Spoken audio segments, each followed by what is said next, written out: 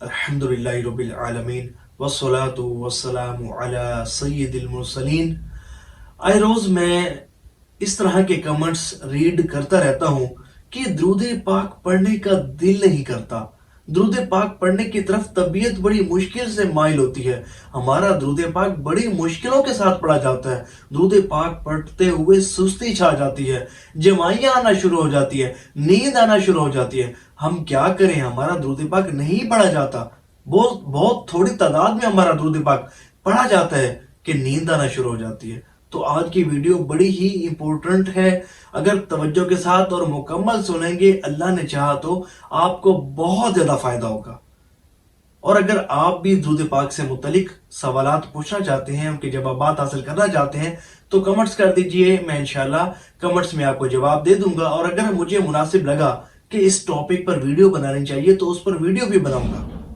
دیکھیں، اب بڑھتے ہیں آپ کے سوال کی طرف اور اس ٹاپک کی طرف کہ درود پاک پڑھتے ہوئے سستی کا طاری ہونا، جمائیاں آنا، نیند کا آ جانا، یہ کیوں ہوتا ہے؟ دیکھیں، جیسا کہ آپ سب کو معلوم ہے کہ شیطان ہم سب کا ازلی دشمن ہے۔ دیکھیں، وہ کب چاہے گا کہ آپ درود پاک کی کثرت کریں اور اس کی برکت سے اللہ کریم کی خاص رحمتوں کا آپ پر نزول ہو۔ دیکھیں، وہ کب چاہے گا کہ آپ درود پاک کی کثرت کریں اور اس کی برکت سے اللہ اور اس کے حبیب صلی اللہ علیہ وآلہ وسلم کا قرب خاص آپ کو حاصل ہو۔ وہ کب چاہے گا کہ آپ درود پاک کی کثرت کریں اور اس کی برکت سے اللہ اور اس کے حبیب صلی اللہ علیہ وآلہ وسلم سے آپ کا تعلق مضبوط ہو جائے۔ وہ کب چاہے گا کہ آپ درود پاک کی کثرت کریں اور اس کی برکت سے آپ کی نیکیوں میں اضافہ ہو۔ وہ کب چاہے گا کہ آپ درود پاک کی کثرت کریں اور اس کی برکت سے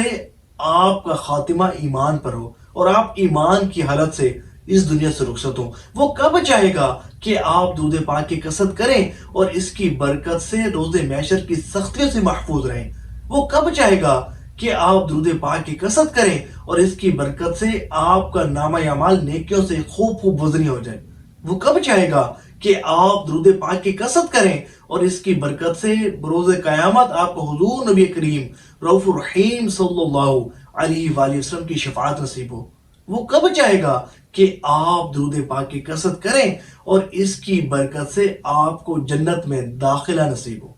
وہ کبھی بھی نہیں چاہے گا۔ اس لیے جب آپ درود پاک پڑھنے بیٹھتے ہیں تو سستی ہونا شروع ہو جاتی ہے، جمائیاں آنا شروع ہو جاتی ہیں، نیند آنا شروع ہو جاتی ہے، غفلت طاری ہونا شروع ہو جاتی ہے۔ ہوتا یوں ہے کہ شیطان بندے کے اعصاب پر سوار ہو جاتا ہے، اور حدیث طیبہ میں بھی آتا ہے نا کہ شیطان انسان کے جسم میں خون کی طرح دوڑتا ہے۔ اب ہوتا یوں ہے کہ آپ جیسے درود پاک پڑھنے بیٹھتے ہیں تو نیند آنا شروع ہو جاتی ہے۔ اچھا، اگر آپ درود پاک پڑھنا چھوڑ دیں، اس کی جگہ موبائل اٹھا لیں اور پھر موبائل اٹھا کر آپ واٹس ایپ، فیس بک اور سوشل میڈیا کا استعمال شروع کر دیں تو آپ خود دیکھیں گے کہ وہی نیند کی جو بڑی زوروں سے آ رہی تھی ایک دم نیند اڑ جاتی ہے، اور بندہ اتنا زیادہ موبائل میں مصروف ہو جاتا ہے اور اتنا زیادہ سمجھو کہ گھنٹوں اپنے برباد کرنے کے باوجود بھی اسے محسوس بھی نہیں ہوتا کہ وقت اتنا زیادہ ہمارا گزر گیا ہے، ہمارا قیمتی وقت ہمارا گزر گیا ہے، اور پھر گھنٹوں بعد اسے پتہ چلتا ہے کہ بھئی مجھے تو نیند آنا شروع ہو گئی تھی۔ یہ کیا، میں نے موبائل اٹھایا اور سمجھے کہ نیند ایک دم سے اڑ بھی گئی اور گھنٹوں میں موبائل چلانے میں مصروف رہا۔ یہ اکثر ہم لوگوں کے ساتھ ہوتا ہے، اور آپ میں سے بعض ایسے بھی ہوتے ہوں گے کہ جو رات کو 12 بجے 2 بجے سوتے ہوں گے۔ اگر وہی بندہ کہ جو 12 2 بجے سوتا ہے نا، وہ صرف شام کو عشاء کی نماز کے بعد تسبیح اٹھا کر درود پاک پڑھنا شروع کر دے، دیکھیں اسے نیند آتی ہے یا نہیں آتی۔ اور وہی بندہ اگر رات کو موبائل اٹھا کر لے کر بیٹھ جائے تو گھنٹوں موبائل میں مصروف رہے گا۔ دیکھیں، بزرگان دین رحمہم اللہ المبین فرماتے ہیں کہ یہ جو عبادات ہے نا، یہ عبادات، ذکر و اذکار، نوافل، یہ جتنی بھی عبادات ہیں، درود پاک کی کثرت ہو گئی، یہ ساری عبادات پھولوں کی سیج ہے۔ یہ پھولوں کی سیج کی مانند ہے کہ جب بندہ پھولوں کی سیج پر لیٹتا ہے تو ظاہر ہے کہ اس کی سافٹنس، اس کی پاکیزگی، اس کی خوشبو کی وجہ سے بندے کو نیند آنا شروع ہو جاتی ہے، بندہ پر لطف ہو جاتا ہے، اس کو نیند آنا شروع ہو جاتی ہے۔ اور پھر فرمایا ہے کہ یہ جو گناہ ہے نا، یہ کانٹوں کی مانند ہے، کہ یہ بتائیں کہ بندہ بھلے جتنا مرضی تھکا ہو، کانٹوں پر، نوک در کانٹوں پر، کہ جو اس کے جسم کو زخمی کر دیں، وہ کبھی بھی کانٹوں پر نہیں سوئے گا۔ اس لیے بندہ جب ان گناہوں کی طرف، یقین مانے بہت سارے ایسے لوگ ہیں کہ موبائل کھولیں گے، بد نگاہی کریں گے، اپنی آنکھوں کو حرام سے پر کریں گے، گھنٹوں لگے رہ جاتے ہیں، لیکن احساس ہی نہیں ہوتا، معلوم ہی نہیں ہوتا کہ کتنا قیمتی وقت ہم نے اللہ کی نافرمانی میں گزار دیا۔ دیکھیں حدیث طیبہ میں آتا ہے کہ بروز قیامت انسان کو سب سے زیادہ حسرت اس گھڑی پر ہوگی جو گھڑی بغیر اللہ کے ذکر کیے گزری ہوگی۔ اور اب تصور کریں کہ ہم اپنی زندگی کا قیمتی حصہ فضولیات میں صرف کر دیتے ہیں، اللہ کو ناراض کرنے والے کاموں میں صرف کر دیتے ہیں۔ ہم غفلت کی نیند سوتے رہتے ہیں کہ یک موت کا پیغام آ جاتا ہے اور ہمیں نہ چاہتے ہوئے بھی اس دنیا سے رخصت ہونا پڑتا ہے، اور پھر اس کے بعد پچھتاوے کے سوا کچھ ہاتھ نہیں آتا، اور پھر یہی ایک آرزو مرنے کے بعد ہوتی ہے کہ کاش میں اپنی زندگی اللہ کی اطاعت و فرما برداری میں گزارتا، کاش میں اپنی زندگی اللہ کو راضی کرتے گزارتا، کاش میں اللہ کی نافرمانی سے بچتا، کاش میں تمام صغیرہ کبیرہ گناہوں سے بچتا، تو اس طرح اللہ کے غضب کا شکار نہ ہوتا، اللہ کی مجھ پر رحمتوں کا نزول ہوتا۔ کاش کہ مجھے درود پاک کی کثرت کرنے کی ترغیب دی جاتی تھی۔ میرے ساتھی درود پاک پڑھتے تھے، لوگ ہزاروں کے تعداد میں درود پاک پڑھتے تھے، مجھے بھی ترغیب دیتے تھے، لیکن میں ایک کان سے سنتا تھا اور دوسرے کان سے نکال دیتا تھا، اور بس تھوڑا سا درود پاک صرف دکھانے کے لیے پڑھا کرتا تھا۔ میں تو اپنے اوقات کو اللہ کی نافرمانی میں صرف کیا کرتا تھا۔ دیکھیں جب آپ درود پاک کی کثرت کرتے ہیں نا، تو اس کی برکت سے آپ کے دل کا زنگ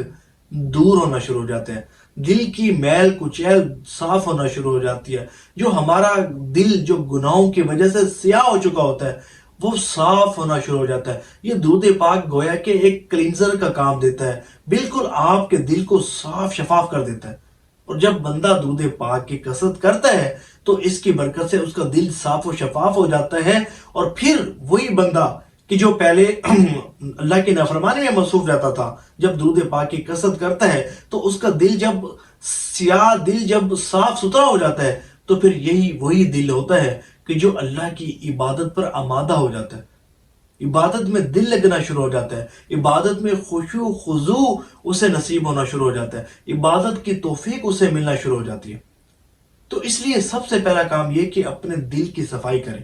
اپنے دل کے زنگ کو دور کریں، دل پر جو دبے لگے ہوئے ہیں، دل پر جو مورے لگی ہوئی ہیں، ان کو درود پاک کی کثرت کرنے کے ذریعے صاف کریں۔ قرآن کریم کی تلاوت یہ دل کو صاف کرنے کا ذریعہ بنتی ہے، استغفار کی کثرت یہ دل کو صاف کرنے کا ذریعہ بنتی ہے، درود پاک کی کثرت یہ دل کو صاف کرنے کا ذریعہ بنتی ہے، گناہوں سے سچی توبہ یہ دل کو صاف کرنے کا ذریعہ بنتی ہے، اور اللہ کے قرب کے حصول کا ذریعہ بنتی ہے۔ جب آپ گناہوں سے سچی پکی توبہ کریں گے، گناہوں کو چھوڑ دیں گے، اور پھر جو ہے وہ توجہ کے ساتھ درود پاک پڑھیں گے، تو انشاءاللہ سستی بھی نہیں ہوگی۔ اور اگر بالفرض کبھی آپ کو درود پاک پڑھتے ہوئے سستی ہو بھی جایا کرے اور نیند ایسے لگے کہ بس اب نیند آنے والی ہے، تو تھوڑا سا واک کر لیا کریں، چلتے پھرتے درود پاک پڑھ لیا کریں، اس سے بھی نیند دور ہو جائے گی۔ یا اگر آپ چاہتے ہیں کہ رات کو آپ کو درود پاک پڑھنے کا موقع ملے، وقت ملے، تو دن میں تھوڑا سا قیلولہ کر لیا کریں، یہ سنت مبارک ہے۔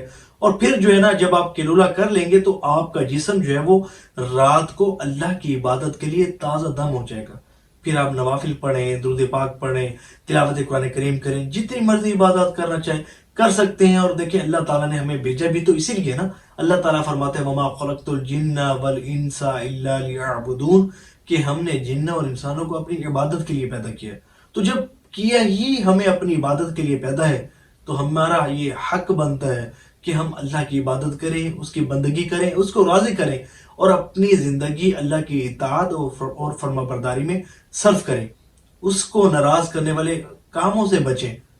اور ہر وہ کام جو اللہ اور اس کے رسول صلی اللہ علیہ وسلم کا پسندیدہ ہے، اور جس کام کو کرنے کا اللہ اور اس کے رسول صلی اللہ علیہ وآلہ وسلم نے حکم ارشاد فرمایا ہے، ان کاموں کو کریں۔ تو دعا ہے کہ اللہ کریم جو آج سنا اس پر عمل کرنے کی توفیق عطا فرمائے۔ ثواب کی نیت سے اس ویڈیو کو شیئر بھی کیجیے گا۔ صلو علی الحبیب صلی اللہ تعالی علی محمد صلی اللہ علیہ وآلہ وسلم۔